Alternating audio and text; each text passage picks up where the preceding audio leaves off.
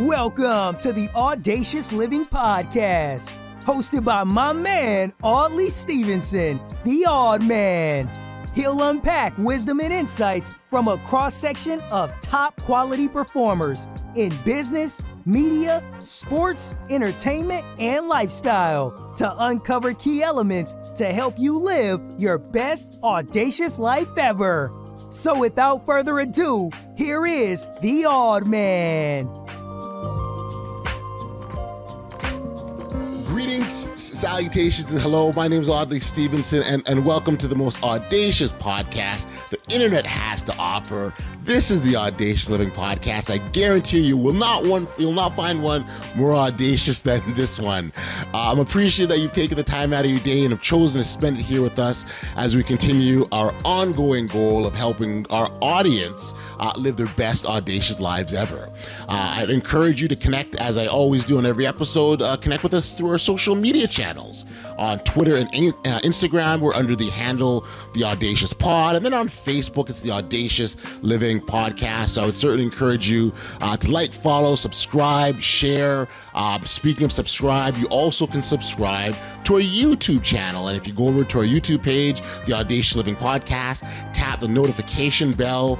You are immediately in the loop every time there's new content that comes out. Now, one of the cool parts of this podcast is I have the good fortune and privilege of connecting with all sorts of people from all walks of lives who are interested in sharing their story with the rest of the world. Now, one of those individuals happened to be RJ White, and I'm so pleased to have her here on the podcast to tell her story because it certainly is a powerful one. If you reflect on RJ's life and she reflects on her life, she certainly has accomplished a lot in her 35 years on the planet.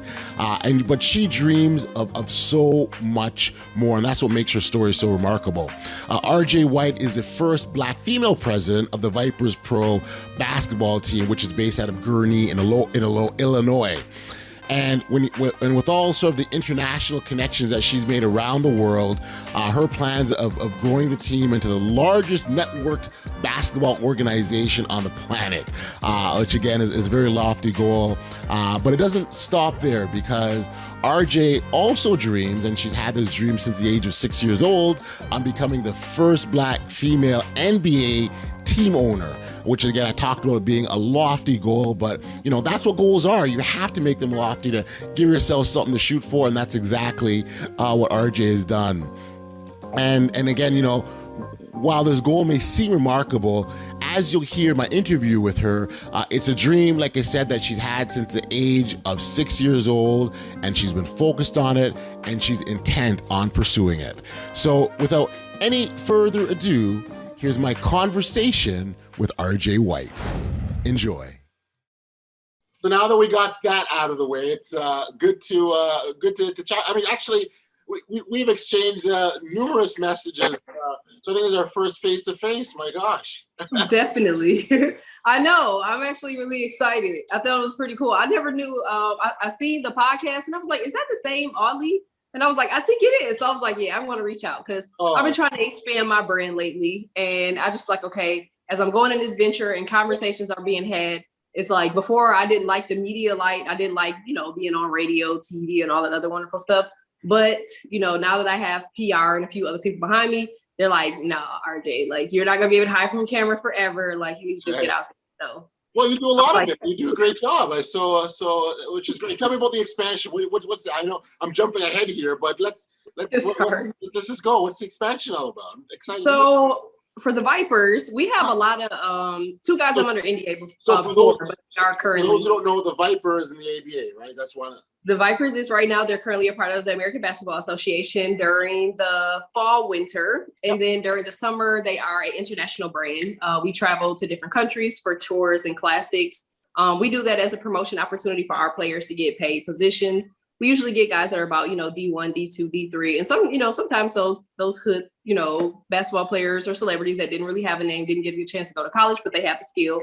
And we get them into contracts. So that's what Vipers Pro Basketball is. We're located in Gurnee, Illinois. We are Gurnee's pro men's basketball team.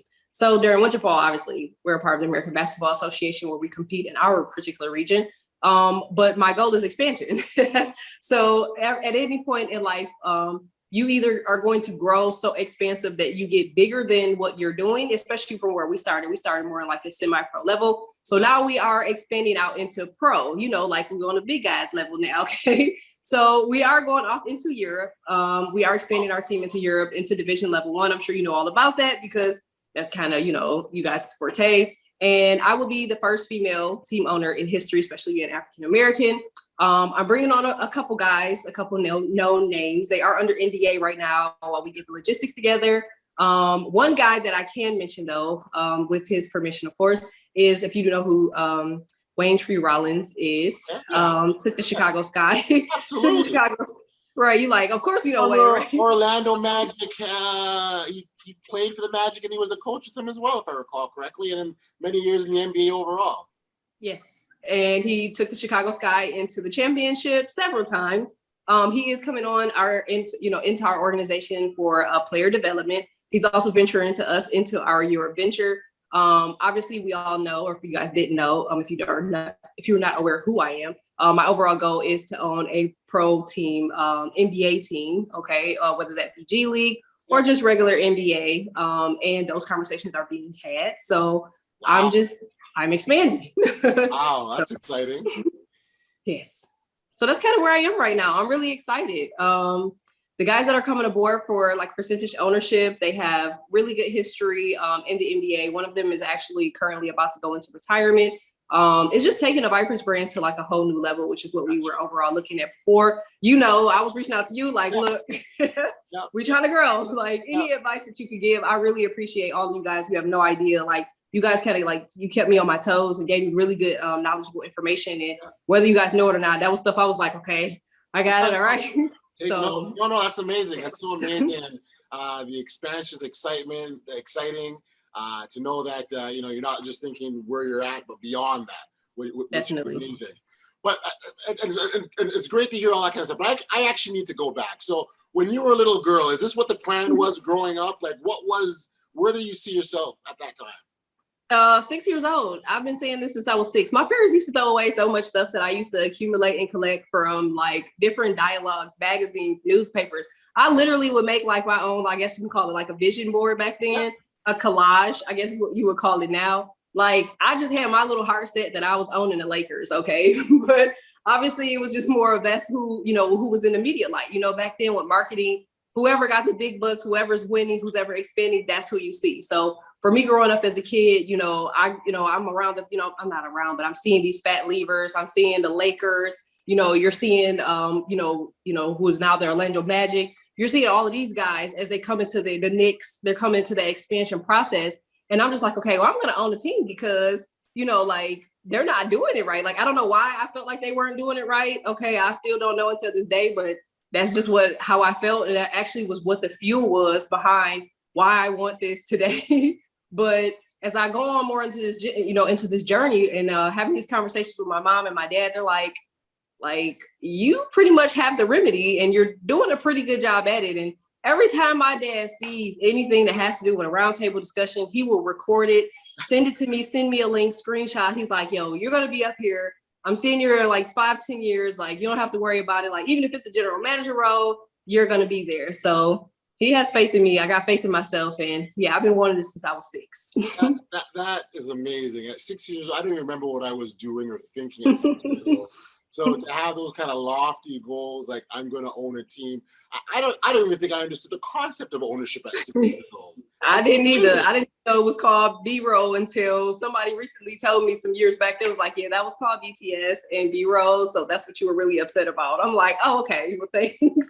I now know to always get, BTS and B-roll. So yeah. Okay. So then what was the step? So 6 years old, you got this dream. It's always in the back of your head. You're growing up as a young girl. You're living life. What does that look like as you progress through life?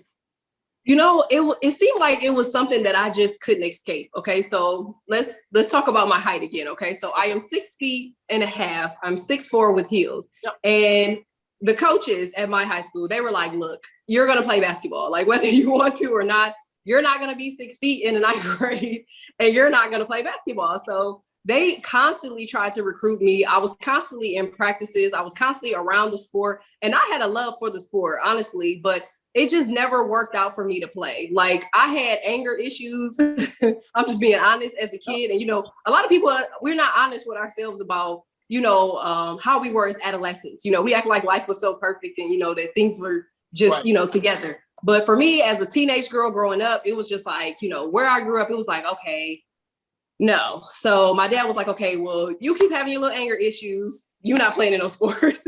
And that was just what he said. He's like, what you can focus on though, in this time frame while you're getting yourself together, you can focus on the logistics behind what it is that you want. So now it's time for you to sit down and figure out what you want and what you want to do with your life. I did start my first company at 16 years old.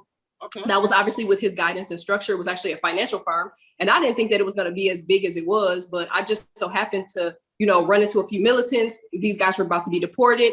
They were like, we need to make payments on our bills. We need to figure out what we're going to do, with our, our finances. Because back then you didn't have these third-party companies. You didn't have Star. You didn't have all of these guys that were there to pay your bills for you while you were away. So these guys were coming to a 16-year-old like, okay, I need my mortgage paid. I need you to pay this credit card. I need you. Yeah. Like, and it wasn't just like one or two, it was a group. And I still have friends until this day. They're still on my Facebook, females, males, where they were just like, okay, I trust you with this.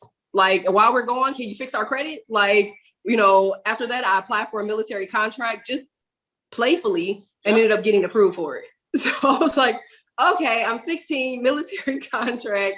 I got guys and ladies that are very highly dependent on me to make payments on their bills, pay them on time. Now I'm hiring at 16. I've got leasing space at 16.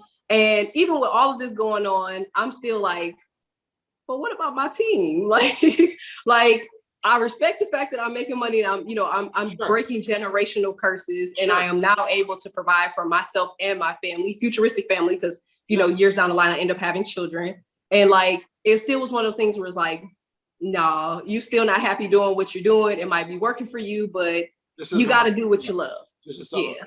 So running a business at 16, what kind of student were you? Were like I was actually an AB student. Isn't that crazy? Like, I was one of those kids where I was really, really smart, but I was too smart for my own good. Like, I didn't have to, sit there and get the lesson. I don't know. I guess it's one of those things where you just naturally smart. You naturally know. I guess they say common sense isn't that common, right?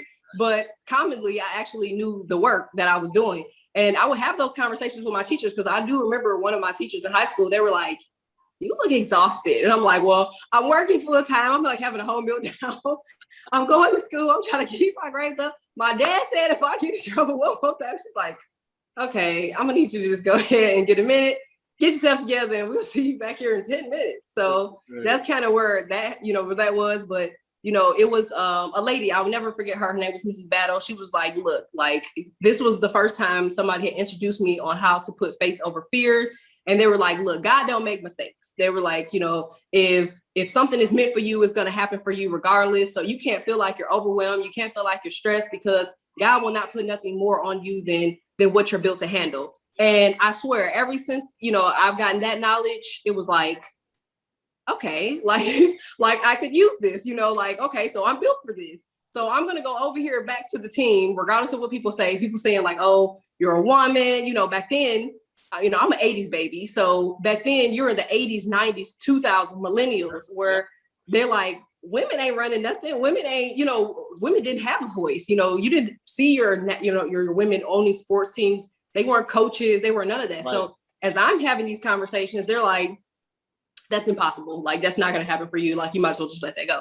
But hearing that again, with the faith over fears, is like, okay, I can do this. And if somebody doesn't like it, they just have to have that conversation with me, which most people won't. Most people will have that conversation with everybody but you.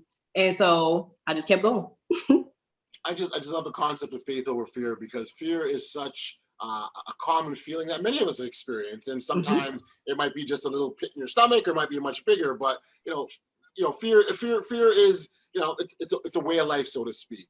But that faith component, to be able to look past that, right? Like, I've heard, our artists talk about when they feel this pit in their stomach before they go on stage, and that's a normal thing. Or a big, a basketball group for the start of the game, they feel this anxious or they're nervous, or anyone doing any kind of arts or performance, they feel that. But to be able to push past that because of that faith thing, that's huge.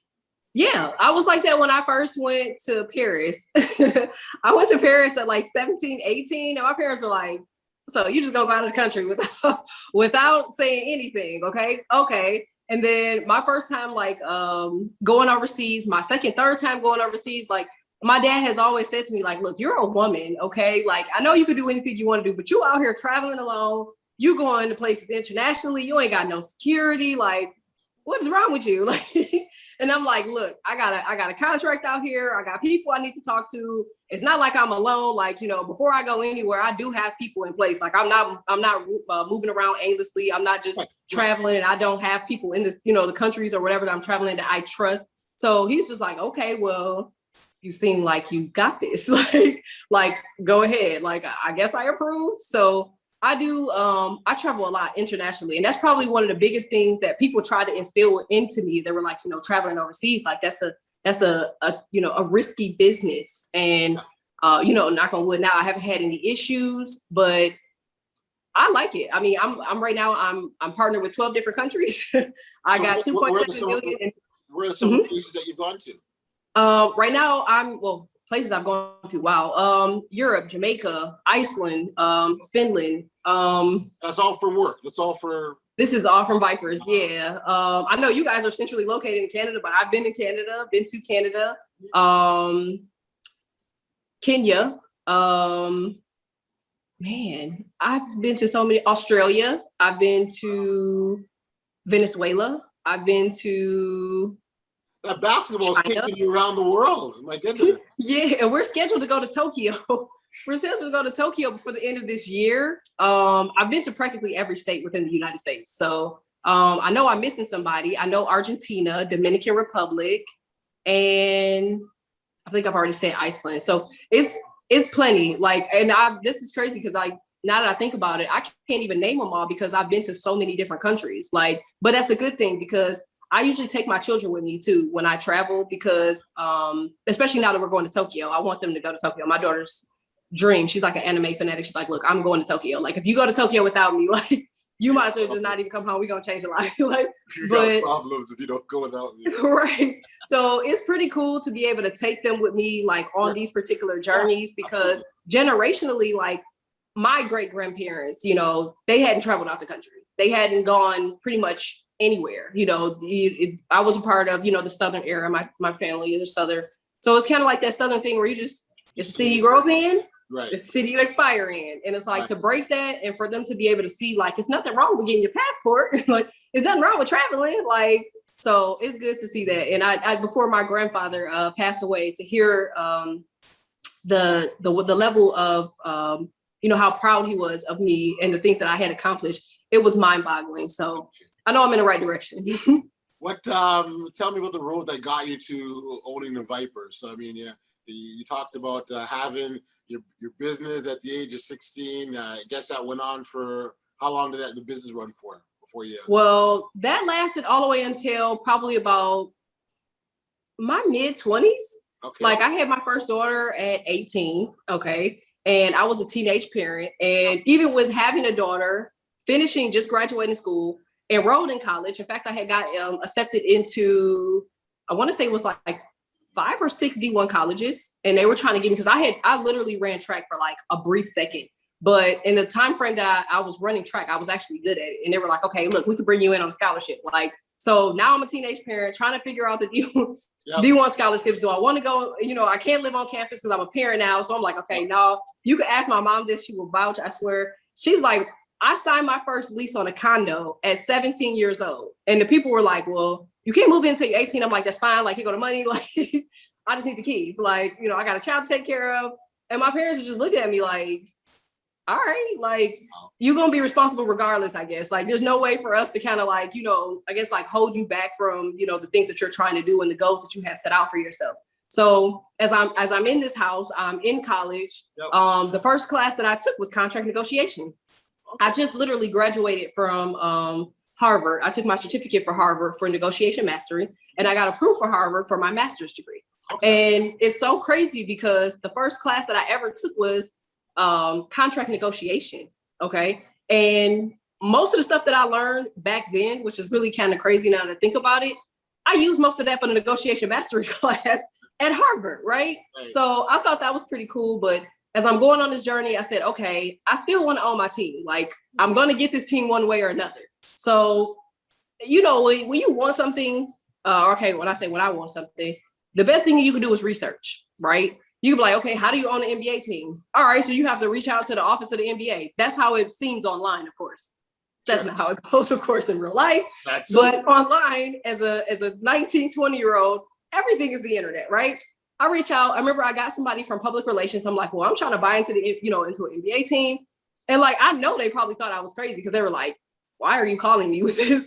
You're not about to buy no team this easy. This is the 2000s, early 2000s. They like, if you don't get off my phone, lady. And I'm like, well, I really do want to buy one. He's like, well, what's your credentials? Like, I'm like, well, I have a lot of knowledge. Like, I've done research. I've been researching this since I was a kid, and they probably thought I was crazy. Yeah. And, I started throwing like some statistics out there, relative to, how certain teams can become more expensive based off of their budgets and the moves that they make based off of their general managers, policies and decision-making processes. Also, their trade options. So as I'm having these conversations, he's like, well, I don't know, but one thing I do want to tell you is you're going to need a resume and you're going to need experience. And he hung up on me. Like, I'm just being honest again. I'm not going to sugarcoat it and act like it was just something more than what it was. And I'm like, how do I get experience? So as I'm researching more, I said, okay, well, I know some guys that need placed into positions, like they're looking for, contracts and things of that nature. I'm like, all right, y'all, we gonna go and see how we can get y'all these contracts. Like, what's the process? So me again in the beginning, acting as their agents, okay, trying to figure out how this is before the agent rule and Rich Paul rule, all that stuff, went into effect.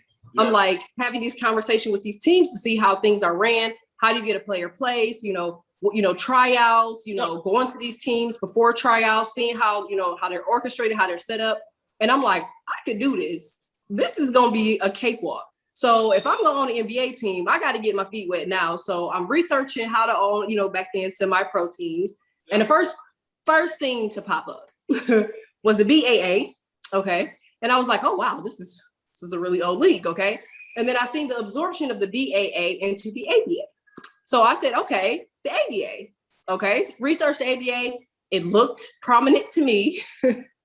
And I said, I'm going to reach out to the ABA, reach out to the CEO. He's like, yeah, sure. Like, no worries. Here's the market reservation agreement. That's the city that you're going to put your team in. This is what you want to do. Sign, send me the money. Okay, whatever. All the stuff is done. Right. I finally get the team together and I'm like, okay, I could do this. I've been to plenty games. I've done enough research. Yep. When we open up these doors, we're going to have 1,000-something people just flooding gates because they just don't have this type of people in the area. Okay, cool. Right. Open up the doors, in the old Western movies when the leaf just flies across the gym floor. Yeah. So I was like, oh, so no one's going to come to the game. Okay, that's perfect. So we just spent all of this money and we have absolutely no one to come to the game. How scary we is didn't that? take the time. How scary is that? It was like a reality check for me. It was a reality check that no matter how much you set up the organization, okay, for success, if you don't have an audience, and we all know this with social media right now too, you're pretty much just left out there in the cold. You're dry, okay? So I said to myself, I'm like, okay, well, I'm working on the wrong things. Maybe I need to be working on the audience and let everything else over here just come together, okay? And that's what I did. After that, I started working on brand ambassadors. I started working on marketing, and everybody thought I was like losing my mind because I was like, you know what? I don't even want this traditional marketing stuff because, that's just like, okay, I'm a millennial myself. I know what's to it. I want that 1940, 1950, 1960 marketing strategy, guerrilla marketing, okay? And everybody's like, yeah, okay, like that's not gonna work. I'm like, all right, y'all do y'all, what y'all gonna do? Now, mind you, I'm the only female in my region at the time frame. Yep. And I think I'm the third lady, but the youngest woman ever to own a team in the ABA. So I got all of this competition. Okay. I haven't even got my feet on the ground yet. Everybody competing. If I post something, they posted it. People taking information. It's a dog eat dog world with competition when you're dealing with a business. If you ain't got your stuff kind of under wraps until it's finalized and you put it out there, they're grabbing it. Okay. So I had to learn that the hard way. Yep. So as time goes on, I finally get to the point where I'm like, okay, it's all about marketing, digitizing, digital content. That B-roll that I was talking about is 6. Okay. And I put all of that together and made a massive guerrilla marketing strategy, in which it took us now to 2.7 million in analytics. And I'm sure we'll be at about 2.9 million in analytics before the end of 2021. Amazing. So, wow. So RJ, I tell you, as you're talking, several thoughts go through my mind that I think are just wonderful qualities. For one, no matter how many times someone told you can't do something, you never really stop to pay attention or listen. Your ability to learn from past lessons and past mistakes that take you forward. And then also, the piece I also love too is that if you didn't know something, you found the time and figured out, you researched it. I mean, absolutely. Those are 3 incredible, important traits that any kind of success that you have, you look at the most successful people, I think those things are a part of them. And particularly the whole concept of not accepting a no. Where does that come from for you? I'm going to go with my family. Okay. So my grandmother, she's Native American, was Native American. My mom, like I said, is Southern. My father is Southern. It's just that mentality, like that they taught us, like, we were not allowed to say stuff like, I don't know, like, the traditional kid right now, millennials, like, I don't know, Google or Alexa play, like, we didn't have that. They were like, oh, you don't know how, go get a dictionary. Oh, you can't find it, get the yellow pages. Like, we just really didn't have the ability to not know something. And I respect my parents very heavily for that, because when I don't know something, I will ask. Another thing that my grandmother taught me was ego in business don't work. Okay. Because a lot of people, what they have a tendency of doing, they have an ego. They're like, I'm the CEO. I can't be out here perceived as if I don't know anything. That's a lie. Like, you could not know everything and everybody could act like you know it all because of your position within the company, And I had to learn that, just by having a general conversation with somebody and never implementing that and putting that into my organization or my business, because I'm always willing to learn. Right. Yeah. And that's a big one. You have to be open and willing, because nobody knows everything, right? Like, right. And I feel like people, they're too afraid to admit that. You're like, I don't know, but I'm gonna figure it out. Like, I can figure it out. Let's give me a couple days. I'm gonna come back to you. We're gonna get this straight. So, but it's never an ego thing. We're like, oh, I'm the CEO. You need to listen to me because I'm the CEO. So no. I would imagine that as a female CEO, you've experienced all sorts of challenges. Can you kind of give us some of the biggest ones that you've come across? What's really hilarious? I don't know if it's my personality, probably because I'm on here. Usually when I'm doing interviews and stuff like that, I'm way more bubbly and I'm usually smiling. Okay. When you ask the guys on my team and my staff and those around me, they be like, they kind of know when I'm in like one of those moods. They be like, no, like, don't bother. So I haven't had a lot of issues, just to be honest. Everyone around me has a level of expectation. All right. And if I got to hold my weight, you got to hold your weight. Like, we're not going to hear excuses, because your excuse ultimately is letting somebody back here or in front of you down. So I really haven't had a lot of issues, just to be honest. Coming into this industry, of course, you hear a lot of the hearsay, and, I hear a lot of other women's challenges, just to be honest, about things that they had to overcome and the problems that they had. But myself, I can't say that I've actually personally had any. It could be because of how I was raised. Right. It could be because of my persona or how I come off, where people just don't even take the time to try that with me. As far as just, the notion of, I've heard of people being, disrespected and talked to any type of way, or just disregarded. Like, I have a voice. I'm very opinionated. You're not going to shove it to the side like I'm not saying anything, because I'm just going to scoot back over and, get realigned to what I was saying. If somebody says that they can't work with me, okay, I'm not going to take it personal, like it's business. Right. So I've never really kept, the chip on my shoulder in regards to certain things to use that as a way of something that I can use as an example, because I really don't pay no attention and I really don't have any problems. Well, it's that level of focus is important to have, and that's what I'm hearing from you, right? You're just really focused. So even if there was a problem, that was presented itself, you just kept going because there's stuff that needed to be done, right? Yes. And why hold back? And so that's important. What kind of advice did you have to maybe women specifically that are coming into this world, if you will? We know it's male dominated. We know that the playing field isn't always level. What kinds of tips or suggestions would you give to people? In this industry, you have to have a backbone, and you cannot take advice from everybody. I mean, that's just probably what my advice would be. Additionally, if you're a trailblazer, that's what you're doing. You're blazing your own trail. You can't wait until your trail was created and then go over there and check out somebody else's trail. Like, oh, this worked for them. Like, we all have our own DNA. Okay. That means we are all uniquely identified. So you cannot do the same thing that the last person does. You have to add your own level of creativity on it, or you have to create something of your own. Being a woman in this industry, you're going to get disregarded. I mean, that's just the nature of the world that we live in. I mean, there's plenty other countries that we can see where they have stronger issues than what we have today. So having at least a voice, whether you so choose to use your voice is on you, but you do have the ability, especially if you are in the United States, you have a freedom of speech. So you can say as you so please, and you can trill your own way. So that's what I would probably say. I think the whole idea of finding your own way, and I'm so glad you raised that point. That's a point we talk very much on this podcast about, finding your own way, being you, living your life, being authentic about who you are, and the significance and importance of that, because when you're true to who you are and you're making your inroads or blazing your trails, you can inspire other people at the same time. And I'm sure you've inspired lots of people just by doing you. Yes, all the time. I'm just started mentoring in Jamaica. So it's actually doing pretty good. Like, I got a couple girls that are under me that are building their own businesses. Some of them are going into sports. Others, they're going into college. So to see those ladies come from like little tykes into business and entrepreneurs and, soon to be college students, it's mind boggling. So I feel like I'm doing okay. I think it's more than okay, if you ask me. I think it's awesome, and we talk about the impact that we can have on people, and it's a topic I love, because I think if we're being ourselves and we're having an impact on people, we're making this world a better place, right? Mm-hmm. Definitely. I mean, I don't think people give sports enough credit, like for just as sports as a culture. Okay.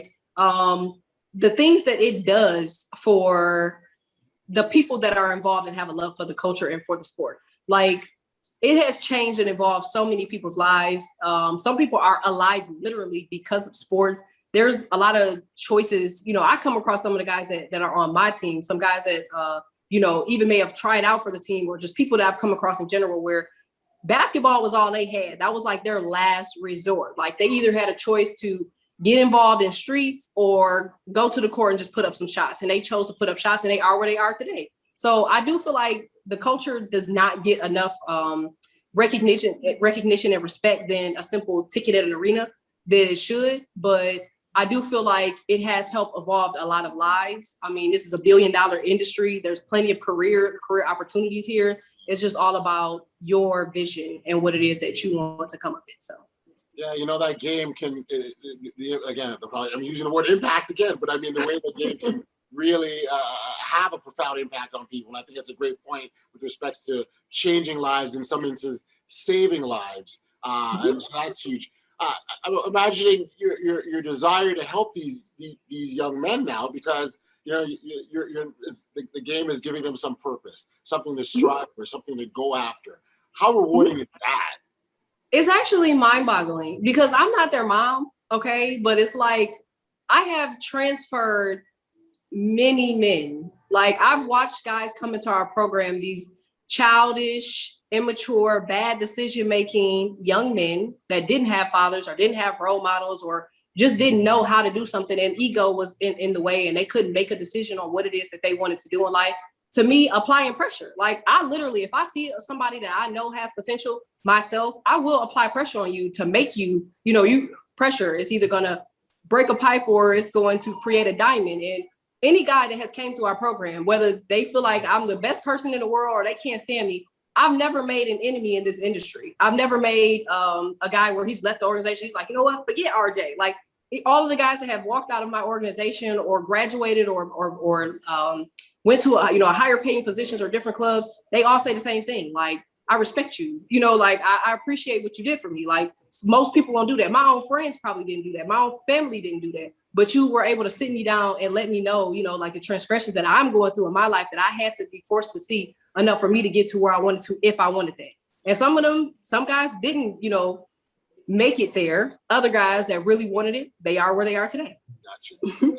and what's amazing about that's a piece of this, this basketball world that you don't necessarily know about going in. Right? You don't realize that. You just kind of, you think it's a game, let's go play the game. But there's all these other trickle down things that you discover. Mm-hmm. Do you remember when you sort of first kind of felt, that world opened up to you? Do you remember kind of what that was like initially?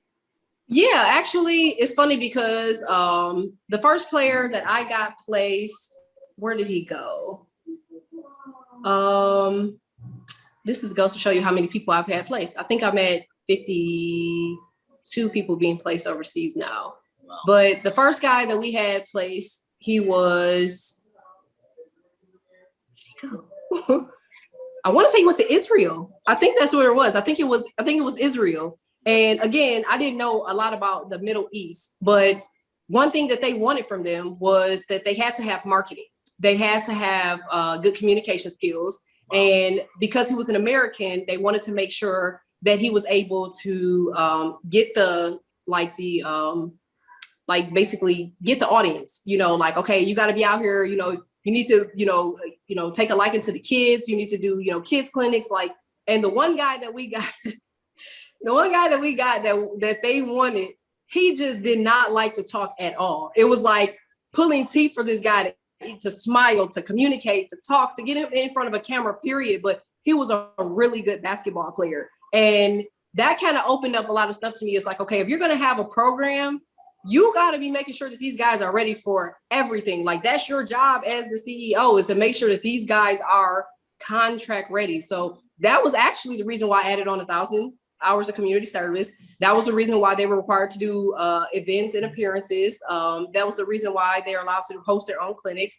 I'm now partnered with Nike, so they are usually a part of the Nike camps that I host, where they're actually required. So that way they can actually just get better acclimated with running their own camps. Like, how do you go to Argentina or Dominican Republic and you don't have your own, RJ White camp as an example? Like, you're the star player here, or you're the star point guard or center, you should have a RJ White camp. So it was just that. It was like, okay, if you're going to run, if you're going to be your own brand, you have to make sure that you're doing this to the best of your ability. So you're planting seeds that go beyond the game of basketball. I know you know this. Yes. And this is so critical because we know that the game of basketball has a shelf life. Mm-hmm. The best players in the world can only play for a certain for so long. Yeah. So beyond that is now we have to also think about that next stage. And not everyone can be a coach. Not everyone can be a broadcaster. Not everyone could be a job affiliated with the game. Right? Definitely. That's also limited. So it comes down to what's next. And the items that you're planting, I think you're helping answer that question. Definitely. Yeah. I mean, I asked the guys that when they first come in, like, okay, so if basketball doesn't pan, what else do you want to do with your life? And they're like, no, I'm playing basketball forever. I'm like, as much as we would want that, right? As much as we would hope that our bodies would agree with us, I'm in my 30s, I'm 35. So as you get older, you do start to notice the changes in your body, okay? So you will not be able to do something forever. It's just not possible. And I always ask them, I say, okay, so if things happen, because, the way Murphy's Law works, right?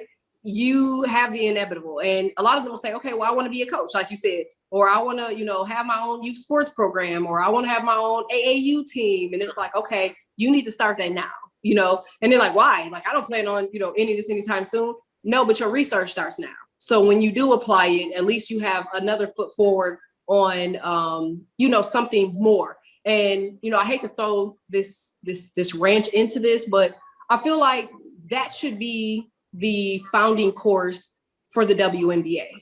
Okay. I feel like that should be the course where women that are coming into the WNBA, I don't know if they have this or not, but this is just my assumption because I know plenty of WNBA players. Yeah. Why is there not an investment strategist to help them with longevity? Because it's like most careers, we could look at the time span, okay, but I'm not going to get more into that. It's very much short-lived. And, create your own shoe, go get your own brand, go overseas, like build your camps overseas. Like, it's just stuff like that where I'm telling this to my guys. I tell this to some of the ladies that I know that are in the league currently. It's just like, you got to build that brand. Well, and all of those things are at our disposal. They're all there, right? I don't even the items that you suggested, they're all there. We just have to realize them for ourselves and go get it, right? That's what it is. Go and get it. Like you've gone to get everything you wanted, right? Yeah, and I'm still going to get it. Like, I want the NBA team. I'm going to get the NBA team. So I give myself about maybe a couple more years. Like I said, now that those conversations are being had, I'm applying pressure. And even if it's not to the caliber of what I want, I'm still going to get what I'm looking to go after. Like, I don't care if it's 1%. You know what I mean? Like, of course, anybody's going to say, I'm batting into the NBA. I need to be a 20% owner. Like, realistically, most of NBA owners aren't 20% owners, if you get what I'm trying to say. So if I'm 1%, 3%, 7%, my goal is very clear and it will be accomplished. So. Yeah, and the fact that you're going after and you've been focused since the age of 6, and that's been your goal. I mean, that's amazing. Is there a particular team or market you got in mind? No, I feel like it's wide open then. Yeah, I've done enough research now where I think that I can help just about any team because I'm a statistics person. Like, that's what I do. Like, I just look at the statistics of certain teams. Very unfortunate, I'm just gonna throw that out there with the Lakers and their recent situation. But I do feel like there's plenty of teams. I mean, especially like the Nets, I would have a field day with the Brooklyn Nets. Like, I really would. Under my leadership, under some direction, I could see that being a millennial empire because they have a lot of moving parts that you just be like, I know they see it, and they pick over it. You be like, okay, so they didn't see it. So yeah, it's just a few teams that I have my eye on, but I'm open for any. I would suggest if it is the Nets, right, that we look at maybe some media training for some of the players. Media training. That's all I'm saying. That's all I'm saying. Options. No, a few little things like that. It's really crazy because statistics says that Brooklyn has a high number of millennials and they don't have a lot of millennial engagement. So to me, that automatically says something where it's like, okay, there's plenty of things that could be done here, but it's the right person to do it. Like, and of course, people will get that information. They're like, okay, target the millennials. Let's create a marketing campaign. Let's get this going. But people don't understand that there's plenty of avenues within this culture that can strike and move people to support without doing all of the extra. And it's called being genuine. So that's just kind of where I am right now. And I think that it's a lot that I could do just within the culture itself. That's awesome. I love it so much, RJ. But before we go, one last thing I do want to ask you, and it's only fitting, considering that this is the Audacious Living podcast. I wonder if you could identify maybe the most audacious thing that you've ever done. Be a mom. Like, being a mom. Like, I literally love it. Like, and people will say like, oh, you travel with all of your children. Because I'm a mom of 5, by the way. And I'm like, yeah, I do. Like, and I love it. Like, you don't understand the amount of energy and vibes that you get from people that are around you that are genuine and they genuinely want to see you succeed. They don't want anything from you. They're not like, oh, here, sign this or take a picture for this or, do it, do this or that. It's like, they're like, I don't care. You ain't got to do your hair today. Let's chill. We can eat, we'll watch TV and eat ice cream. Like, let's just chill. So that's the most audacious thing that I've done was having children and making sure that generational cycles are not being placed upon them that were placed upon me and my generation in the past. Awesome. This is so awesome. RJ, where can listeners check out or connect with you and learn more about you and the work you're doing with the Vipers, which again, I want to go back. It's awesome the way you've grown that organization. We've connected off, throughout the times in the past, and I peeked in and looked and like, oh, wow, there's some things happening there. That's awesome. Yeah. So if you want to reach out to me, my handle on IG is RJ White Official. Vipers is Vipers Pro Ball, and our website is vipersprobasketball.com. Awesome. Well, RJ, I appreciate you taking the time and talking and sharing, and I think people will walk away. I think you, again, having a dream and living out that dream and being so focused on going after it. I think there's some incredible lessons that people can learn from that, and I appreciate you sharing them today. No, I appreciate you for having me, and thank you. Take care. All right, thanks. Welcome back to the Audacious Living Podcast. Thanks again to RJ for being on the program, as well as sharing your amazing story and sharing your dreams. I think really there's some real key and significance in us doing so. There's no doubt in my mind that people will be inspired after hearing all the things that you're doing and the dreams that you're on the verge of achieving. RJ left us with so much to think about, but if there's just one thing I take away from our conversation, it would be this. Dreams are made to be pursued, and the only real limits that exist are the ones that we put on ourselves. There's absolutely nothing that stops us or can stop us from going after them once you remove those limits that we've framed around why this dream is unattainable. Think of all the everyday items that are a part of our lives that started off as just a dream or an idea. The ability to fly, drive a car, the light switch, even the computer. These are all things that started off as dreams, but became reality after hard work and perseverance. That's really the only way to achieve our dreams, working hard and pursuing it. It continues to be my hope, dream, and wish that you'll chase your dreams and in turn serve as an incredible inspiration to those around you. Hey, if you haven't registered for email notifications of the podcast, you can do so by heading over to bestaudaciouslife.com, enter in your email address, and you will be immediately notified every time there's brand new content that comes out. We've reached the end of another episode of the Audacious Living Podcast, and I again want to send my thanks to our outstanding listeners and lovers of audaciousness. Your support is tremendous, and the ongoing support is truly appreciated. So thank you. As we close out this episode, I remind you that until next time, stay safe, be kind, show love to one another, and be audacious.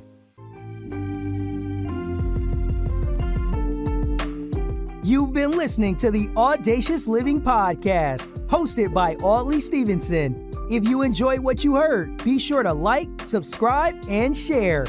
Until next time, be audacious.